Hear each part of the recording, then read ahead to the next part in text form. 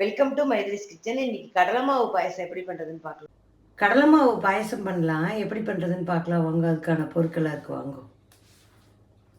3/4 cup கடலை மாவு வச்சுருக்கேன். 10 முந்திரி ஒடிச்சு வச்சுருக்கேன். 1/2 ஸ்பூன் ஏலக்காய் பொடி வச்சுருக்கேன்.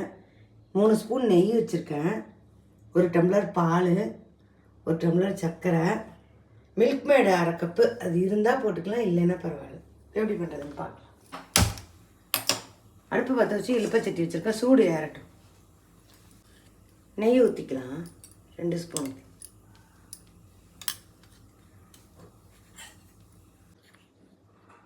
நெய் நல்லா காஞ்சிருச்சு. முந்திரி பருப்பை போடுறேன்.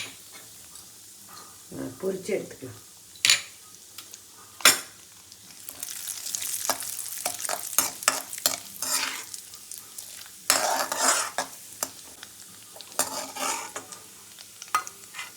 இப்போ முந்திரி பருப்பை எடுத்துக்கலாம்.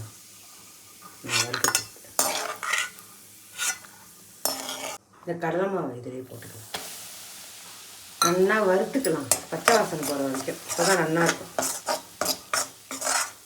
இந்த நெய்யே போதுமான அளவு, இன்னும் நெய் வேண்டாம். 2 நிமிஷம் வறுத்துட்டு அதுக்கப்புறம் பால்.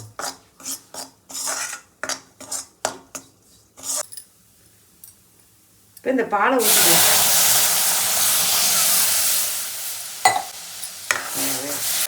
ஒரு 3/4 கப்பு தண்ணி வச்சு நல்லா வேகும்.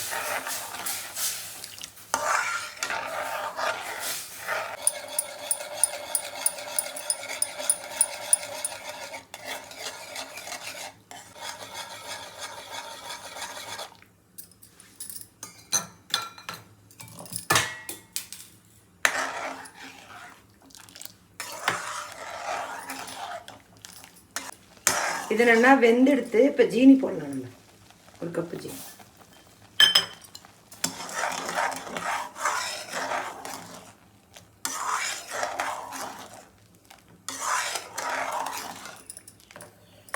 இந்த ஏலக்காய் பொடியும் போட்டுறேன்.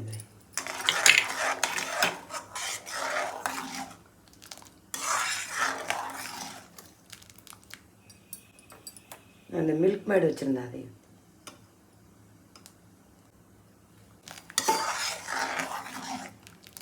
ஒரு நிமிஷம் நல்லா பொறுக்கிட்டோம் சேர்ந்து.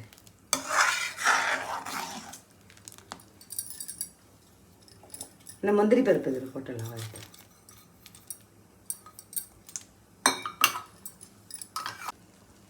இப்போ கடலை மாவு பாயசம் ரெடி.